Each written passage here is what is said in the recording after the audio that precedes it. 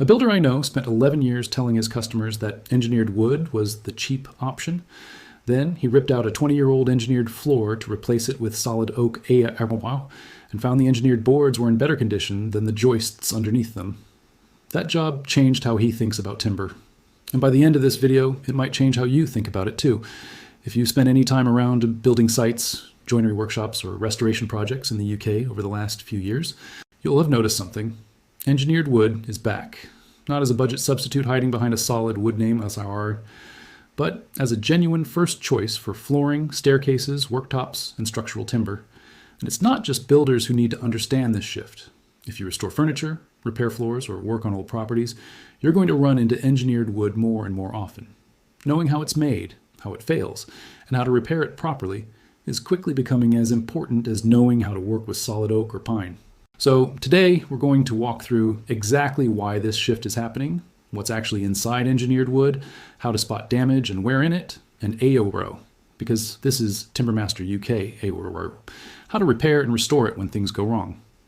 Because engineered wood does get damaged. It does get scratched, delaminated, water stained, and dented.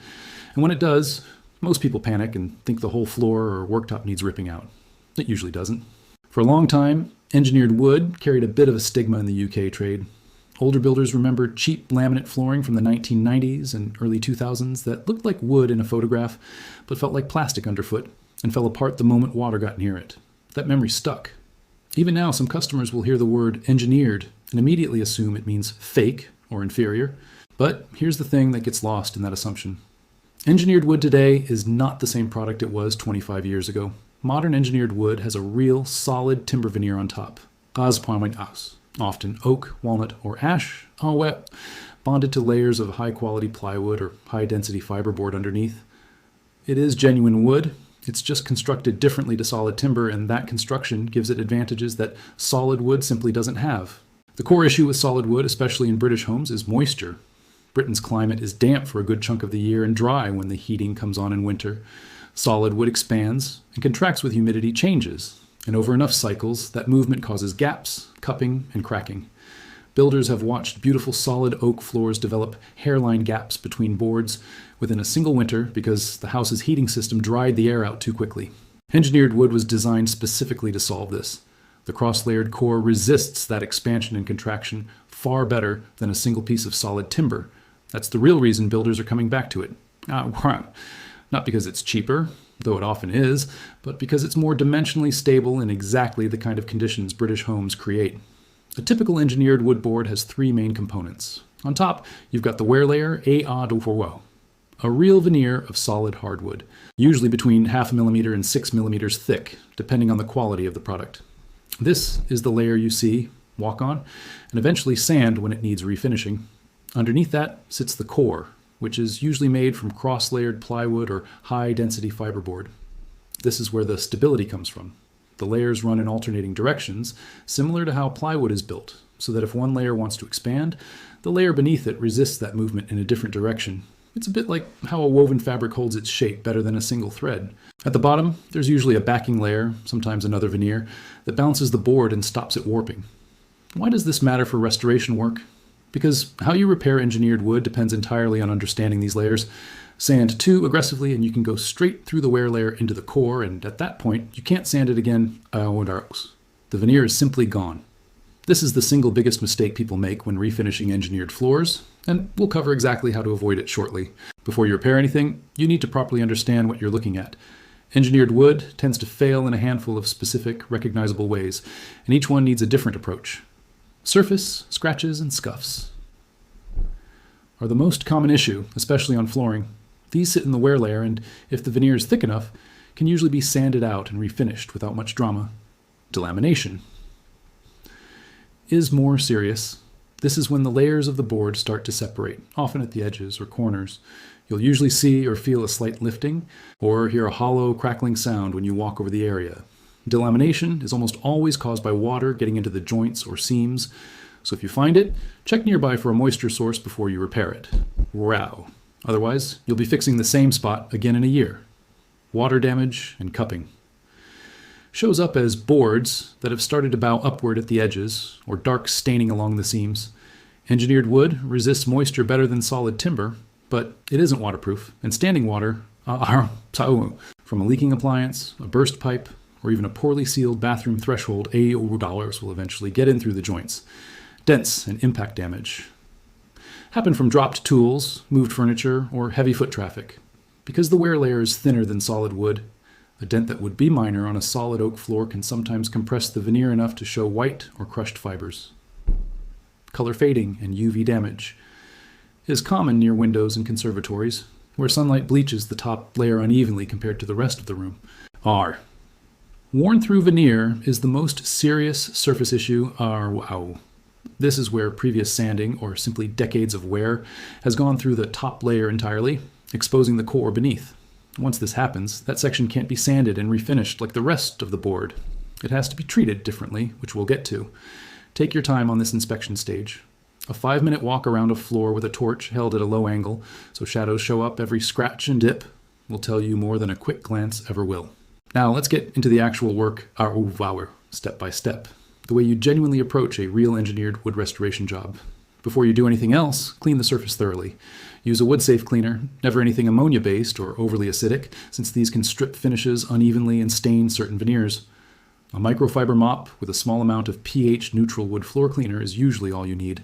This step matters because dirt and grit trapped in scratches can make minor damage look far worse than it actually is. And it protects your sanding equipment from grinding grit into the veneer. This is the step that separates a confident engineered wood restorer from someone who's about to make an expensive mistake. Before sanding anything, you need to know how thick that top veneer is. On many engineered products, there's a small groove or bevel at the board edge, where you can sometimes see the layer thickness directly. If you can't tell by eye, a cautious test sand in an inconspicuous spot, inside a cupboard, under a radiator, or will tell you how much material you're working with before you commit to the whole floor. As a general rule, engineered floors can typically be sanded and refinished somewhere between 1 and 3 times over their lifetime, compared to solid wood floors, which can often take 4 or more sandings. Some premium engineered products with a thicker veneer can take more. Always check before you start. Once you know your veneer thickness, you can safely remove the old lacquer, oil, or varnish. For light surface scratches, a fine abrasive pad might be enough without a full sand. For deeper wear, a drum or orbital sander with a fine grit. Never anything coarse to start, is the safer approach for engineered floors, since aggressive coarse grit sanding is the fastest way to burn straight through a thin veneer. Work in stages, moving from a finer starting grit than you'd use on solid wood, something like 100 or 120 grit through to a finishing grit around 150 to 180. Keep the sander moving at all times. Letting it sit in one spot, even for a second or two, can create a dip that goes straight through the veneer. For small gaps between boards, a color-matched wood filler or a flexible wood filler designed for floors works well, since engineered wood does still move slightly with humidity, just far less than solid timber. For cracks within a single board, a 2-part epoxy filler tends to hold better than a standard filler, especially in areas that take weight or foot traffic. If you found a spot where the veneer has already worn through to the core, sanding won't fix it You'd just be sanding the exposed core, which won't take a stain or finish the same way as the surrounding wood. In these cases, the honest options are a veneer patch cut from a matching offcut and carefully inlaid, or in the case of flooring, replacing that single board if the run allows it. Trying to disguise a worn-through patch with filler and stain rarely holds up to close inspection, and it's better to tell a customer honestly that a patch or board replacement is needed than to promise a fix that won't last. For delaminated edges or lifting seams, a good quality PVA wood glue or a specialist flooring adhesive can usually be worked into the gap with a thin applicator, then clamped or weighted down while it cures. Wipe away any excess immediately. Cured glue on a veneer surface is much harder to remove without damaging the finish. If you're matching an existing color, always test your stain on an offcut or hidden section first. Engineered wood veneers, because they're thinner, can sometimes take stains slightly differently to a thick solid board, absorbing a touch more unevenly if the sanding wasn't perfectly consistent. Apply your chosen finish hard wax oil, lacquer, or varnished in thin, even coats, allowing full drying time between each one.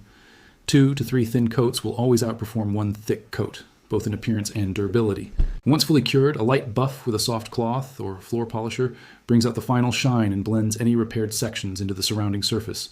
For a typical engineered wood repair job, you're looking at a random orbital sander for control, fine grit sandpaper in a few stages, a torch for inspection, pH, neutral wood cleaner, color-matched wood filler and epoxy filler, PVA or specialist flooring adhesive, stain in a close match to the existing color, hard wax oil or lacquer for finishing, clean, lint-free cloths, and painter's tape for protecting adjoining surfaces. The single biggest mistake is sanding without checking veneer thickness first.